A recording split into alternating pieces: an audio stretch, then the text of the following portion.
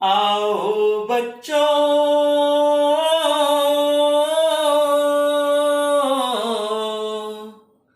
सुन लो एक कहानी। पंचतंत्र से चुन के लाए है अनूप की बानी। तो बच्चों, आज की कहानी का नाम है मूर्ख मंडली। बहुत पुरानी बात है। एक पहाड़ था, पहाड़ पर बहुत बड़ा सा पेड़ था और इस पेड़ के ऊपर सिंधुक नाम का एक ऐसा विचित्र सा पक्षी था जो कि स्वर्ण विष्ठा करता था। विष्ठा माने जानते हो? पोटी।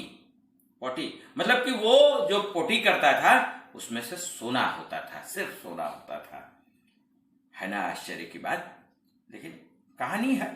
तो पक्षी ने एक दिन सोचा कि मैं इतनी स्वर्ण विष्ठा करता हूं यहाँ पहाड़ पर और इस तरीके से सब मेरी बेकार चली जाती है, इधर उधर गिरी पड़ी रहती है, यहाँ कोई इसका कद्रदान भी नहीं है। एक दिन की बात है, एक बहेलिया उधर से निकला। बहेलिया माने आप समझते हैं, वो जो पक्षी को पकड़ता है। तो सिंधुक ने सोचा कि अगर मैं इसके जाल में फंस जाऊं तो दो फायदे होंगे। एक तो ये रोज रोज पक्षियों को जो पकड़ता है उनको इधर उधर बेचता है, सब चले जाते हैं, पिंजड़े में बंद रहते हैं। तो उससे अच्छा है कि मैं इसके पास अगर चला जाऊंगा तो इसे रोज स्वर्ण विष्ठा मिलेगी, सोने की हमारी पोटी मिलेगी, तो इसके बाद पैसा हो जाएगा, तब ये और पक्षियों को पकड़ना छोड़ देगा, है ना। तो इससे पक्षी जात का भी भला होगा और इसका भी भला होगा, क्योंकि ये इसका गुजारा यही है। तो इसके लिए जब मेरी स्वर्ण विष्ठा होगी तो वो भी उसके काम आएगी, उससे वो पैसा कमाएगा, बहुत अच्छा लगेगा। तो उसने परोपकार की नियत से और उसके किस्मत को बदलने की नियत से, उस बहेलिये की किस्मत बदलने की नियत से उसके सामने एक बार वो पॉटी कर दी। स्वर्ण विष्ठा उसकी पहुंची तो बहेलिये के सामने गिरी। उसने देखा, अरे ये क्या गिरा है? उसने उठाया तो देखा तो ये पॉटी है, लेकिन है तो सोने की। उसने ऊपर देखा तो अरे वो पक्षी उसे दिखाई दिया। तो पक्षी को उसने कहा कि लगता है कि यही है। फिर उसने एक बार वही विष्ठा उसके सामने करी। तो विष्ठा करने के बाद वो देखा कि हाँ इसी के पास है। तो उसके मन में ये विचार आया कि अगर मैं इसे पकड़ लूंगा तो मेरे पास सोने की विष्ठा होगी और मैं उसे बेचकर खूब ढेर सारा पैसा कमा लूंगा। मुझे रोज रोज पक्षी पकड़ने के लिए भटकना नहीं पड़ेगा। और वो सिंधुक भी यही चाह रहा था। तो हुआ ये कि उसने जाल बिछाया और जाल बिछाया तो सिंधुक अपने से आकर उसमें फंस गया। वो उसे बड़ा खुशी खुशी अपने घर ले आया। रात को भी उसने विष्ठा की, सब कुछ हुआ।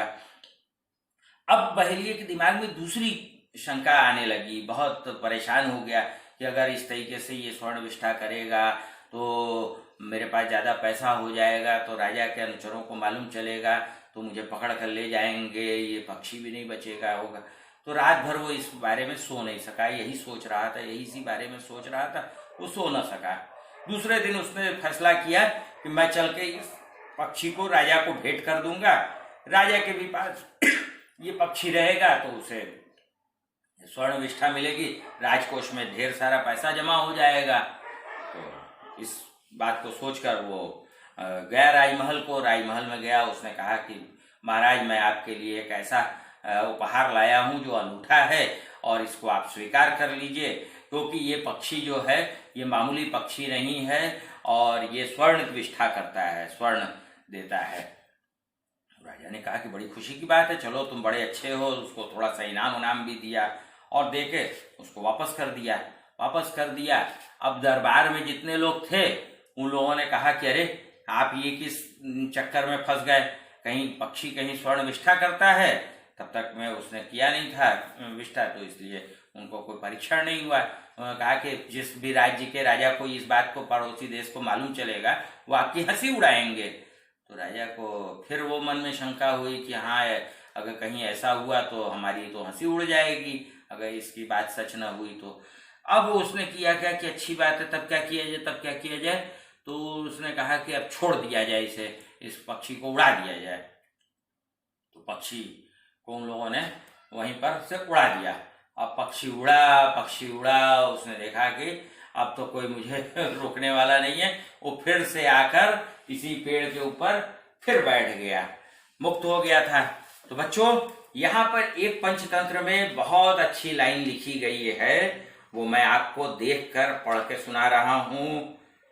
पूर्वम तावदहम मूर्खो द्वितीय पाशबंधकः ततो राजा च मंत्री च सर्वम वै मूर्ख मंडलम। मतलब कि पहला तो मूर्ख मैं ही हूं, है ना, जो कि किसी की भलाई की बात सोचा मैंने, है ना। द्वितीय पाशबंधकम, जो पशु पक्षी को बंधक बनाने वाला यानी बहेलिया था, वो मूर्ख था कि मैंने उसको अपने आप को सौंपा भी, फिर भी उसने मेरा फायदा नहीं उठाया। वो राजभय से उसे राज दरबार में दे आया। ततो राजा च मंत्री च, मतलब कि उसी प्रकार राजा मूर्ख था और मंत्री भी मूर्ख था। मतलब कि सब मूर्ख मंडल है, सब मूर्ख है, मैं भी मूर्ख, वो बहेलिया भी मूर्ख। कहने का मतलब ये है कि जिसके नसीब में फायदा न लिखा हो वो इसी तरह बेवकूफियां करता रहता है, और वो पक्षी, उसके हाथ से स्वर्ण विष्ठा करने वाला पक्षी हाथ में आकर भी उसके हाथ से निकल जाता है। बच्चों, भाग्य के कई अवसर तुम्हारे जिंदगी में आते हैं, लेकिन उसको कैश करना तुम्हारे हाथ में है। उस समय बुद्धि और विवेक भी तुम्हारा जागृत होना चाहिए। सिर्फ भाग्य से कुछ नहीं होता है। तो चलिए, आज की कहानी बस इतनी सी, फिर मिलते हैं, है ना।